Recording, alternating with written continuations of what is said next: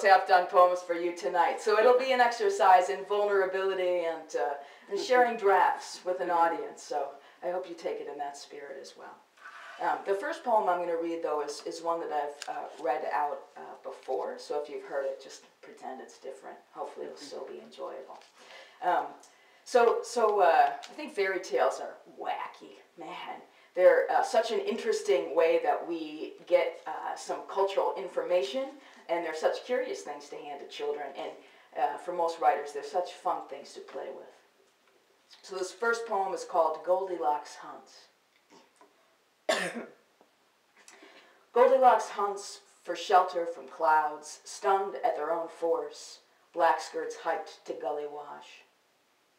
She passes skylarks in their bassinets set to drown, passes rudderless beavers in their silt-sieve empires, ruined from the sky's recent fierce incontinence, and enters the river. Her arms cut swift and faultless, her lace dress fans into a dredge in liquid dark, her butterlocks turn havens for algaic colonies. She reaches silt, climbs bank, hits stride at empty moor, sees the dimple of a structure atop highland, and climbs, digging toes into the cold and damp hurrah of red earth until, with both hands, she hauls herself over the porch rail and lays there gasping like an undressed fish.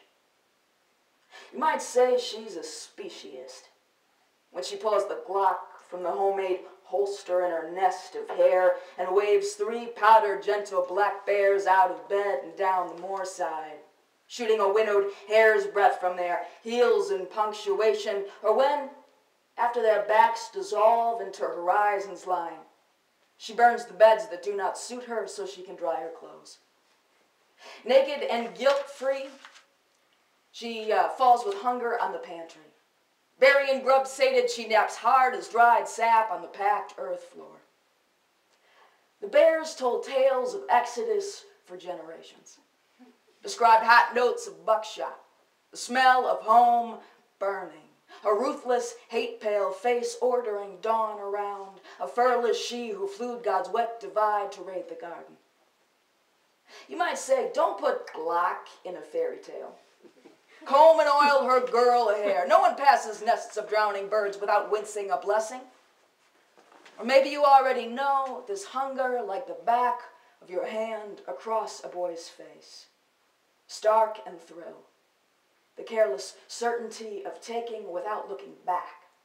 The love of laying waste, which marks us heartless and makes us legend. So this next poem I'm going to read is one of those half-done ones. And a couple years ago, actually it was probably about 10 years ago now, I remember listening on NPR and hearing that, I think it was in Verona, there was this group of secretaries that answers what amounts to somewhere near 5,000 letters that come in addressed to Juliet every year. Now, I don't know if maybe I wasn't listening hard enough to the NPR special.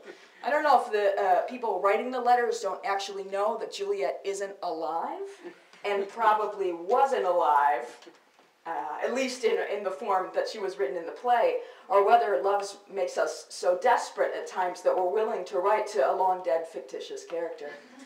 So I started writing this series of letters to Juliet, and then after finishing the first 5 or 6 or so, realized that it had been made into a pretty schmaltzy movie in 2003, starring, I don't know, one of the blonde people that looks like 12 other blonde actresses. So if you saw that movie, please don't picture that movie while I'm reading. And okay. Dear Juliet, I am confused about my body, how it strains, how so much can move inside but nothing outside. How something supposed to be a kind of magic, love, can make us want to die. How we live inside it, how we could live without it. Either I am lost. The boy I pin my thoughts to, his name is a foreign country. What do I know? He buys lemons from our market, and when I turn to weigh them, I kiss one and say my name into another's navel before sacking and passing briskly back, my eyes fixed at his knuckles. Juliet, I am married. Juliet, I have children. Somewhere in between riches and poverty lays yearning. I've waited my life to give myself as a gift to a stranger who looks as if they've just awoken in their bodies, full of startle, bright. I list for you what I know so that you may help me. Church-going man, crush of veins across his cheek, what permanent God slap. Parcels change out carefully, shy as a quack cat, quick-eyed. Juliet, I want to set my house alight. This is both more and less than love. Something in his face, beyond him, is calling me up to claim the larger life I was not born in human form for. Well, letter number 2. Miss Capulet. In this envelope, please find a banknote for 50 francs. I desire a Miss Evangeline Dupree, 47 Rue de Gaulle. I am able to provide, though she did balk when I set forth the arrangement. Other suitors, she seems a clean woman. How do I describe? Flax hair, modestly arranged, freckled cheek. Her eyes, I think, be brown. She is no fashion plate. She will do worse. I pledge to take care of her ailing mother. I do have stocks in firms you may have heard of. In transparency I snore. Am not partial to her voice. Will be gone on business. We could do worse. Please alert me as to my status. You shall find the banknote crisp. Number 3. All night I wait for her to come back into her body. I don't know where she goes or what put her there. She shuts her face to me, and when I ask, clutches it tighter, locks it. I do not mind how she cannot hold the stir spoon, hang the sheets, feed the smallest 2 sputters at the crib, wet with my wife's forgetting. I am an honest man. I believe in my father's God. But I am afraid my first love dies inside herself. I am an honest man and helpless. Lead my hands to know how to open my wife back to the world. And the last one it's the mid poem letter here. If you have any ideas for, other loves to send to Julia, just check in with me after. Julia, in my God I placed my hand, virgin, the midnight pearl of me, young, placed my face into his broad, everywhere visible palm, blessed, marked myself eternal child and childless. My love for him, for you who reads beyond all readers, a clot, a cry, a dying, an expansion of my body that blotted out my body. And the flower I need to bread, you. And the bell I ring at daybreak, you. And the thin host in my sister's silence, and the bountiful embodied beyond human measure. For decades I found you waiting for each of us, simultaneous, your breath, our breath. Julia, young one, can the spirit go blind? Lord, I am so lost I strip barch from Burke to trace the scent of you. Press ear to ground to hear a hint of your water, cutting up the rock we built our stone homage on. I shrink, say the mountains quiet, you're a rough dog left, heart a rough dog left in a strange pasture tearing up the land. Forehead to dirt I ask for your appearance. I ask you for forgiveness. So this next poem that I have is also a half. Now you'll be glad that it's a half when I tell you the poem is about the history of the world. So we could be here for hours. Thankfully it's not the human world. It's just, however many days God built the world in if you're born again. That was both a bad and also a not specific joke. It's a good thing that I'm not trying out down the street at the Monkey Club or whatever that comedian gig is. Okay, so you know when you're a kid and you're in science classes or maybe geography, they all blend together for me. You're in grammar school and they teach you about all the different periods of time there that the Earth goes through. All I remember is dinosaurs, really, and that's one of the only ones that I'm sure I know how to pronounce, so I'm going to mispronounce a lot of Earth eras here, so just roll with me. We loop. We the breath. We the chemical composition, atom, proto-neutral electron, atom-bonded motion. 90 differentiated elements rotating. 25 making up the flesh of us and Earth's crust. For which star now in our human bodies' orchestra of motion, let us sing them. Hydro, oxy, nitro, carbon, blessed by attraction into form. We are heir to a story we embody, but do not embody, as is hoof and tar and pearl. Call the body back, through halls of carbon's memory, we the smallest tintype of what we've been, a pinhole portion. What charged luck, every body of water, of light revolved to tensile present. Thus, family, let us retell our story. The Earth's development from infant proceeds. Archaean. All was water, shallow, hugging the crust, and only land was islands rough and gothic. Cryogenian. Temp stove.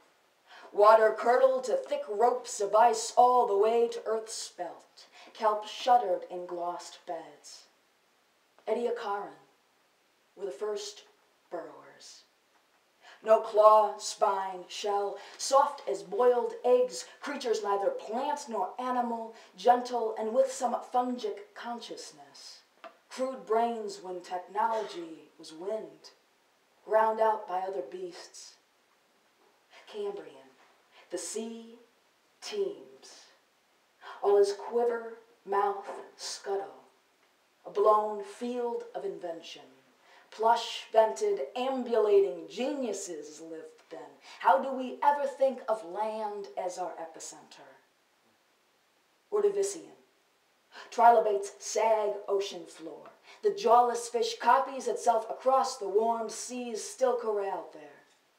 A few, spore by spore, creep up to the beachhead.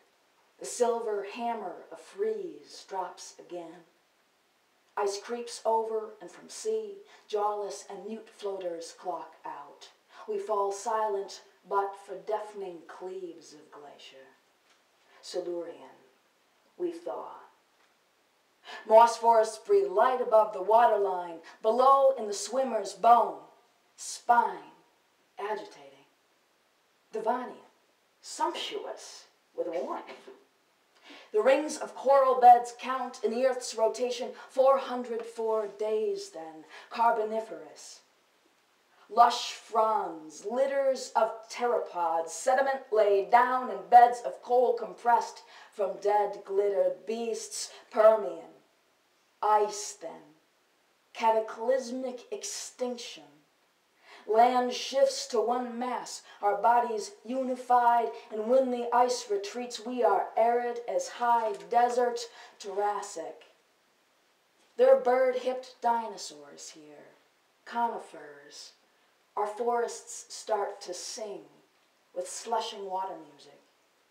Pangea splits, our bodies split. Again, extinct goes most evolving beasts, Jurassic. Welcome for the first birds and the Atlantic Ocean. Cretaceous. Chalk of meteor blacks out the light, and dinosaurs, their piecemeal arms and viced jaws, become sound waves as their bodies fall, and cold. Paleocene. Without the taloned dragons, there's room.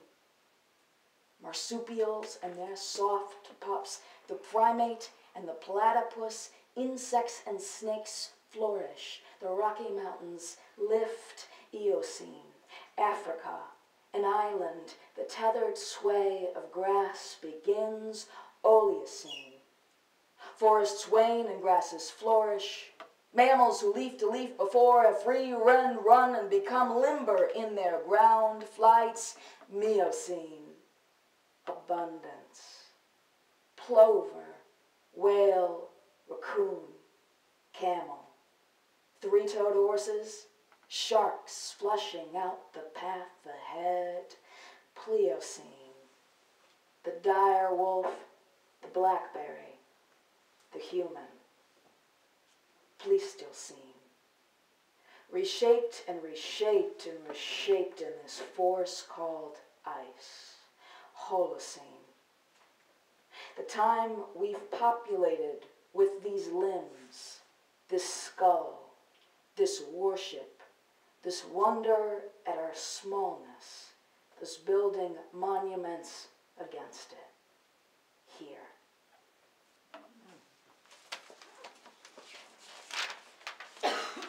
So, how you guys doing? Is everyone still awake? Everybody picturing some dinosaurs, you know, from those books, the ones, I think my favorite was the ones with I don't even know the words, I can just picture it. Yeah, the spikes on it. What is it? Stegosaurus. Let's hear it for Stegosaurus in the house. Yeah, there we go. Okay. So, you guys are so beautiful and patient, and there is nothing as exciting as basketball or shutting someone's face in these poems of mine. So I'm going to skip a couple here. And, you know, one thing I think most of us struggle with as writers or as artists is why we create, right? And it's a hard thing to remember when you're, especially when you're in a field where you gotta fight, man. If you want your stuff to be out there, sometimes it just feels like you gotta scrap to get it out there. And no matter how loud my voice normally is, that's not actually my personality. So I think for many of us, it's a struggle to think of like, how are we most true to what those creative juices are, for lack of a more stereotypical phrase. Where we can still feel like we can make our way in the world while doing what we love. So I wrote this poem with that in mind, and it's another one that hasn't gone through much of the drafting process. So I think all the letters are in there, but we'll see. Maybe the words need to be taken out. Tune yourself well. To the bellflower's trim throat, to the break of bread, the sound of water. The words of the dead clanging from inside our own bodies, pages, centuries after. Tuned to the sky, tight with movement, tight with mercy, over our human dugouts, brick and mortar stacked, full faith. To the bridge between earth and those unknown spheres, we will walk at any moment. To the flesh of our flesh, who we rotate in. To the pan flash that is our life. Tune well, well-ordered man, woman, every ladder made of the other's hands, opened. Helpmate, what is the higher?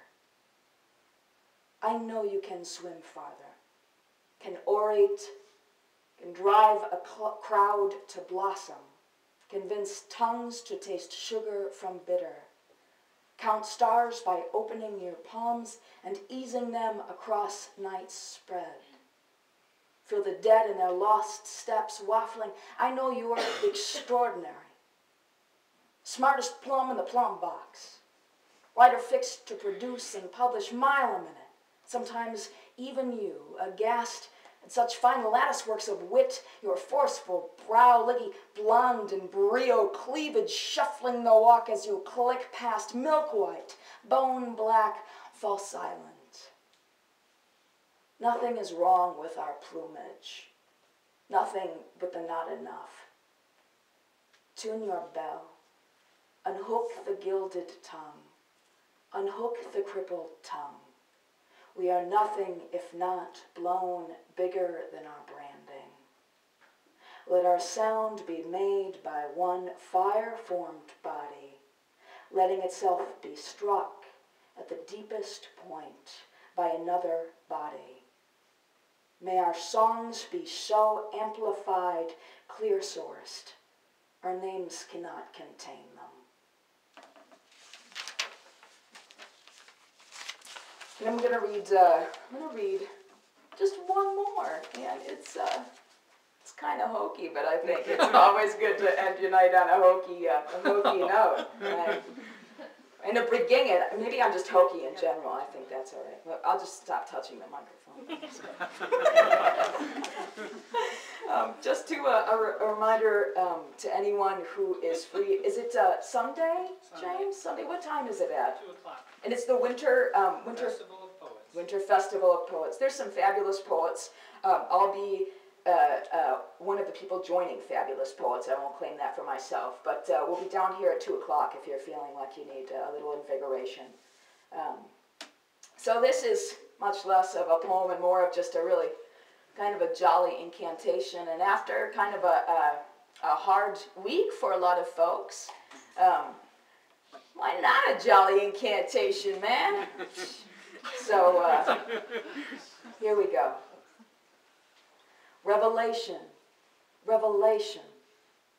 The word itself makes one look up, warms the crown of our becoming, no matter small. We are luck, we are luck. I cannot say it bold enough or grateful. Down, forehead to floor, face lit, heart a clear pearl, soft moss, silence, grateful beyond. To survive for a time here in this terrible, tight Eden. One stem in a brinkless field, taproots sipping the brack, the light, bent into human frames of prayer and praise, mouth pressed like a ceiling into ground, only so long before must raise up, must to radiance, only so long before raised, crown, cheek, throat, cage, bend to kiss again the deepest point, the formless, the undress, the proffered. World which has made me, it goes without saying. I cannot well enough say it. I make myself, my whole small self, an offering for you to have, please have. I unfold myself to hold as much living as you allow. Thanks so much for coming out tonight, guys.